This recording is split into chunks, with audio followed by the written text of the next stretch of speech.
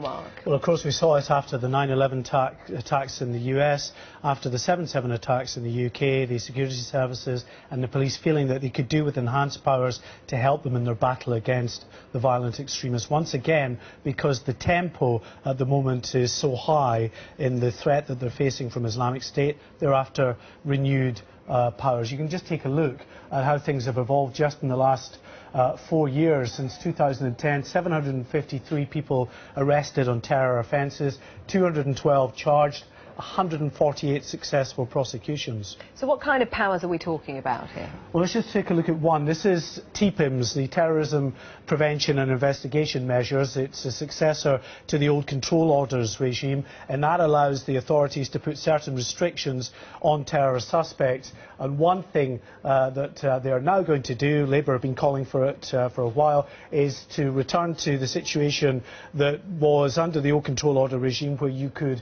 relocate a terror suspect out of, say, London to another part of the country. And Theresa May, the Home Secretary, believes that these enhanced powers will make TPIMS a very powerful tool. TPIMS give the police and security services strong legal powers to disrupt and restrict the movements of terror suspects and their contact with named associates when we cannot disclose sensitive intelligence material in an open court, or if they're a foreign national we're unable to deport. They enable the authorities to limit a subject's access to telephones and the internet, prevent them meeting certain associates, compel them to stay at a named address for a set number of hours every day, and bar them from entering certain premises or neighbourhoods. OK, Mark, so that's TPIMS, but what are the other areas that the government is concerned about and feels needs tightening up? Let's take a look at aviation. Long been a target of violent extremists. One thing the government wants to do is to require all of the airlines that come into the United Kingdom to provide advanced passenger information and to comply with enhanced security checks. If they don't do that, well, they'll be banned from entering the UK. Online too is a big area of discussion at the moment. Well, this is really the new battleground. You can see just from 2010 that the number of extremist postings on the internet taken down was at 65,000.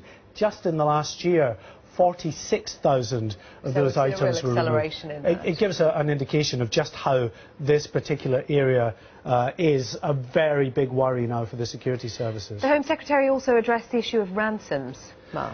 Well, of course, yeah, we know that many people have been taken hostage in the likes of Syria and Iraq in recent months, but also it's the issue of contractors working for the big multinational companies out in these areas where they may be kidnapped and held hostage, and the government wants to make it illegal for British insurance companies to offer insurance to the big multinational companies that are trying to mitigate against some kind of kidnapping, because it's big money for Islamic State. £28 million in the last year alone they got from the hostage-taking game. And you can see here that actually it's not just a problem that's confined to Iraq and Syria. From the Americas to Africa to the Indian subcontinent and beyond, they all have problems with hostage-taking. So what is likely to be the reaction to this? How is it likely to go down?